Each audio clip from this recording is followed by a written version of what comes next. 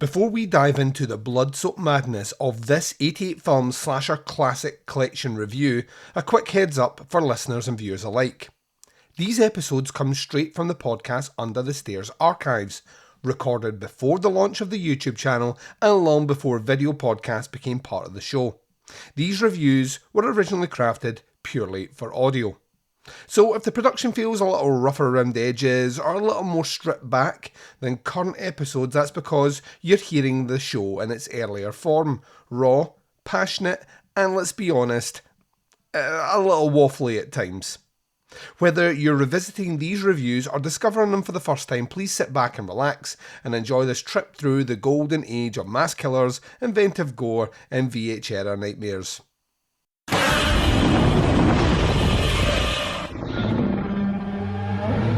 This podcast is not safe for work and will feature movie spoilers. It will feature scenes described of a graphic nature. It will contain language which most listeners may find offensive.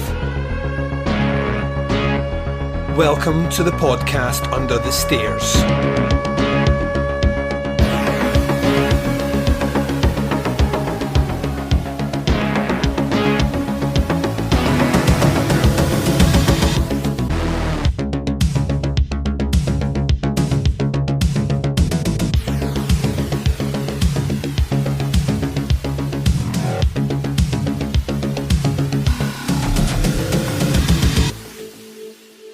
Hi everyone and welcome to the podcast Under the Stairs. This is your Sunday 88 film slasher classic collection series of reviews.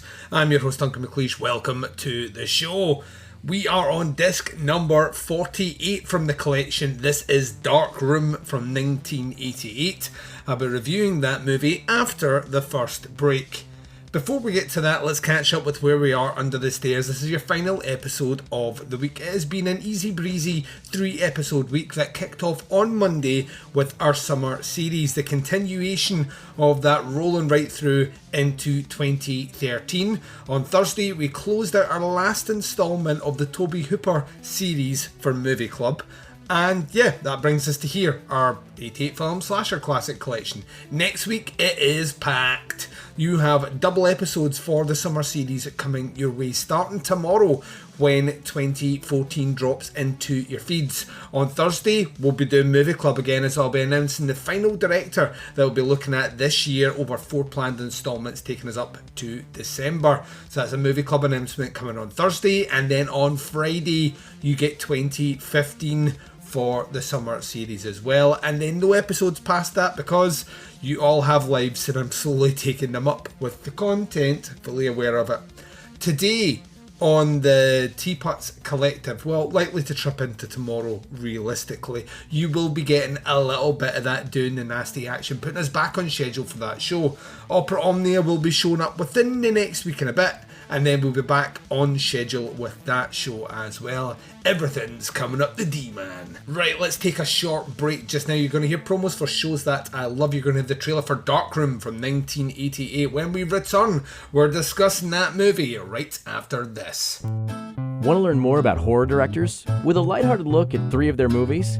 Meet fearless podcaster Gore Blimey. I've been unsettled by bats in the past and startled by parrots, and I've even been known to jump at the odd cockatoo. Discover horror films that are classics, and others too. There's a topless aerobics massacre, an exploding rock singer, cannibals, nude martial arts, a deep-fried prostitute. But it's not all silliness. You'll get proper movie breakdowns, opinion, and background information too. Yep, in the 80s and 90s, Jeff Stryker was huge in gay porn. In every sense. So if you're a horror film fan, come and check out the Trilogy of Terror podcast at strangeanddeadly.com, or find it on Apple Podcasts, Stitcher, or on your podcatcher. One of those people that has a certain charisma and a certain style, and I'm just hoping one day he'll rub off on me. The Trilogy of Terror podcast, where we try 3 times harder to give you the willies.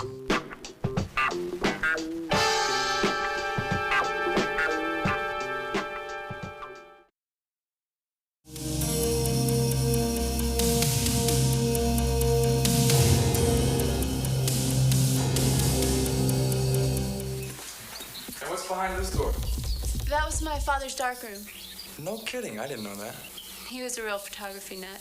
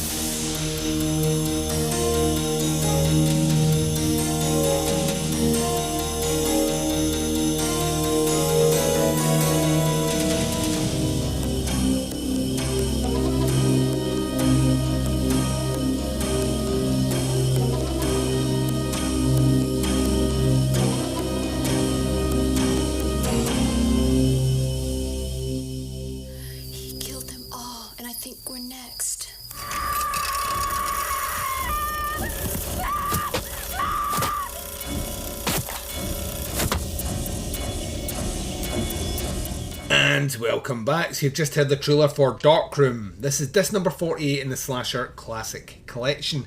Now this is technically our penultimate one from the titles currently available. So when we do disc number 49 in 3 weeks time, we'll be putting a pin in this until disc 50 comes out, which I believe is towards the end of October. Where we'll pick that one up as well. Still no news from 88 Films whether or not the collection will move past the announced 50. The reason I say that is they had a post at April Fool's Day where they made about 6 or 7 announcements, and then, April Fool's did, but did say 2 of the announcements were legitimate. I still have a sneaky suspicion the Slasher Classic Collection is probably going to stop at 50. So, regardless, once we've covered this 50, nothing will be happening until a new release comes out from the collection. With that being said, let's turn our attention to disc number 48, Darkroom. The blurb on their website says, opening with a brutal double axe murder by an unknown murderer, no one can say Darkroom doesn't start as it means to go on. A tough, gory thriller that's equal parts nail-biting mystery and gruesome slasher. Who is this mad killer that photographs their victims as they die? Horribly, of course. And what drives them? Darkroom was produced by Nico Mastorakis, creator of the infamously depraved video nasty Island of Death, and it more than lives up to its predecessor. 88 Films are proud to present this lost classic of 80s splatter. Some of the details on the disc for the special features: currently limited edition slipcase numbered to 3000, which also contains a limited edition set of 4 collectible postcards. I believe this is still the one that's available, so they haven't quite hit the 3000 mark yet. As a 4K transfer from the original 35mm camera negative, with optional English subtitles, 5.1 DTS HDMI soundtrack, and a 2.0 DTS HDMI soundtrack. Optional English subtitles: Developing Fear, an interview with actor Aaron Teach. Exposing the Truth, an interview with actor Jeff Arborough. There's the original trailer, stills gallery, and reversible sleeve. Technical specs for this one is it is region unlocked, so you can check it in regions A, B and C. Picture format is HD 1851. Audio format is DTS HDMI 5.0 and 2.0. The language is English, subtitles English, certification 15, and runtime is 1 hour 25 minutes. So it's a first time watch for me on this one. Had never heard of it before, and it's not very good. It's not bad, but it's not very good. The problem with this one is it feels super cheap. Feels super cheap. I actually feel slightly embarrassed for the person that had to write the blurb for this on the 88 Films website that says that this movie more than lives up to Island of Death. Island of Death is an exercise in pushing extremities to the furthest on almost everything it does, with, a meagre budget, but unsettling and just disturbing from pretty much the opening frame to the end. And this movie doesn't have any of that at all. The gore is pretty badly done, and it feels like it's been kind of purposely censored to avoid any issues with certification. Like, the death scenes are nowhere near as gratuitous as you want, and they're painfully cheap. The only thing worse than the effects in this movie is the acting. The acting is pretty fucking terrible. Even down to the point that and it doesn't have it in the campy way that like Pieces has. Like when you watch Pieces, the bad acting is on such a camp level that you kind of enjoy it. Here it's just people overacting almost every scene and just not feeling confident about their lines. The mystery itself is fairly pedestrian and it's not something you haven't seen before. Sadly, Darkroom feels, for the most part, for the majority of its runtime, like it's retreading ideas that other movies have done. And it really struggles to find its own voice. That being said, I love the look of the killer in this one. The killer kind of goes out his way to make sure there ain't no physical or DNA or any trace evidence that could be picked up from him. And there's a couple of red herrings thrown in here. They're not necessarily all that great, and if you spend even more than like a minute thinking about who they might be setting up as the killer, it falls apart pretty quick. The killer ultimately being revealed at the end, though, I didn't pick up on that until, all the pieces came together. And I'll be honest with you, the reveal of it is a bit lackluster. It doesn't have the gravitas of some of the other like slasher killers. This one kind of once again feels a bit pedestrian. It has a very short runtime though, and not a lot of lag. This movie kind of knows what its audience wants and sticks to that, hitting on all cylinders on the beats of when you would want murders. But like I said before, ultimately what you have here is a movie that kind of feels like a quick way to make a movie, and we'll just make it a slasher and we'll lean into the tropes that we have elsewhere. But the gimmick here is this idea of the darkroom killer, the person that takes the photographs and has them developed. Which once again is not, it's not the most original thing, but at the same time it's not so overused that I'd be sitting there kind of rolling my eyes when I saw it. I just find movies like this, it's one of the reasons I never really deep dove, it's probably better, deep dove into slasher movies. Is there is a certain point when I used to rent them as a kid that I would watch them and I could see the formula, I could see the tedium. And Darkroom is a shining example of a movie that isn't terrible by any stretch of the imagination, but there's not one element in here that makes it a remarkable enough movie to even recommend to someone. I would even say if you were a diehard of slasher movies, I would not recommend Darkroom, because there's just not enough of quality here. None of the deaths are worth really even mentioning kind of post-watch as this is the pivotal moment. And that's what slashers have for them. Like slashers, the majority of slashers, when you talk to people that are fans of the genre, they talk about at least one or two deaths in the movie, and they talk about the look of the killer. Look of the killer's alright in this movie. Deaths, pretty beige. Like the reveal, pretty beige. Even the score of this movie, pretty beige. And I found that the problem with a movie like this is, and some of the other ones in the collection, they've been terrible, and as a result, so much so that it would spark ire from me, which would make an interesting conversation. Or the movies are really good, and that in itself sparks, a degree of enthusiasm, which makes an interesting conversation. This movie is about as middle of the road and pedestrian as you like, and as a result, it inspires no passion at all for me to really do anything with it. This is the legitimate definition of a one and done watch for me. It's back in the collection, probably never to be opened again, but not because it's the worst movie I've ever seen. It's just not interesting at all, which is kind of weird because I'm hoping that's not the trend here, because I believe the next movie, Dis 49, is also a Nico Mastroakis production, and if this is the sort of level that we're dealing with, maybe they are closing off at 50, and maybe that's not a bad idea. In terms of grades for this movie, it's a 2.5 out of 5. It's right down the middle. It doesn't have enough bad things in it to make me hate it, and it doesn't have anything really good to make me rave about it. So 2.5 out of 5 for Darkroom. I'll take my final break. I'll be announcing what disc number 49 is and closing out the show right after this. And you've been listening to the podcast Under the Stairs. This has been your Sunday 88 Film Slasher Classic Collection series of reviews. We were doing disc number 48, a little movie called Darkroom. In 3 weeks' time, we will be fully caught up with the current release from this particular slate under 88 films as we attack disc number 49, which is Blind Date. Let me give you some of the information on the 88 Films website. It says, nothing to do with our Scylla. This Blind Date is an altogether tougher proposition. As you'd expect from exploitation ace Nico Mastroiannis, who did In the Cold of Night and Island of Death.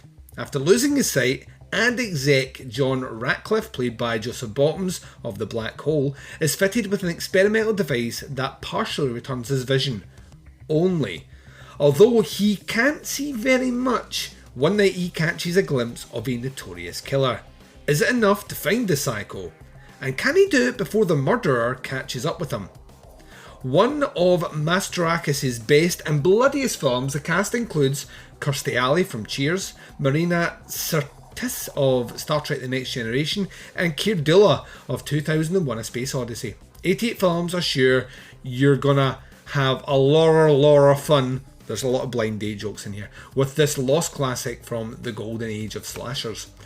Special features for this one: limited edition slipcase numbered to 3000, limited edition set of 4 collectible erotic postcards, a 4K transfer from the original 35mm camera negatives, optional English subtitles, a 5.1 DTS HDMA soundtrack, a 2.0 DTS HDMA soundtrack, optional English subtitles, the films of Nico Mastroiannis, parts 1, parts 2, 3 and 4, so 4 separate featurettes here, the original trailer, stills gallery and music videos. This one is also region unlocked, so available for regions A, B and C.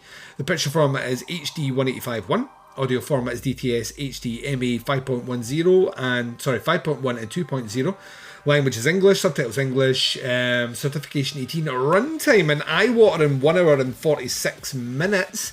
Never seen this one before, intrigued by the cast, because both Kirstie Alley and Marina Sirtis went on to obviously much bigger things, and Keir Dullea is an interesting actor, so very much looking forward to checking this one out, and also kind of putting this series to bed, if I'm being honest. There's a bit of selfishness in there as well.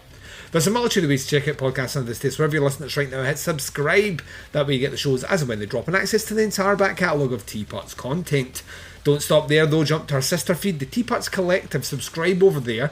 You get shows like Where to Begin With, Opera Omnia, Doing the Nasty and Chronicle.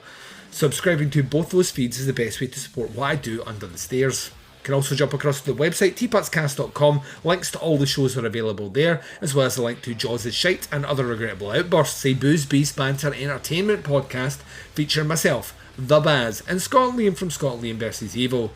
It's 4 drunk Scots talking about bad life choices, weird news stories from around the world, and reading out some listener emails. Jaws' Shite and Other Regrettable Outbursts is exclusively available at teapotscast.com.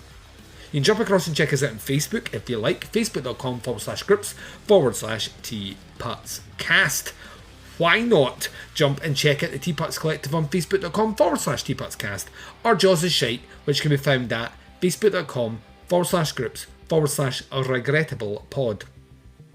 The podcast Under the Stairs can also be interacted at Twitter and Instagram, or twin prongs of social media sexiness. You can reach out and interact with myself and Baz there by using @TeapotsCast. The podcast Under the Stairs will return for you tomorrow, continuing that summer series jaunt as we hit the halfway mark in this year's series doing 2014. Remember, this coming Friday as well, we'll be kicking off the back half with a little stunningly hard episode for 2015. That year is fucking stacked, and I hope you enjoy it when it lands. But until then, wherever you are, whatever the time zone is, and whatever you're up to in this big bad world of ours, please take care of yourselves out there. This is Duncan broadcasting live from Under the Stairs, and I am signing off.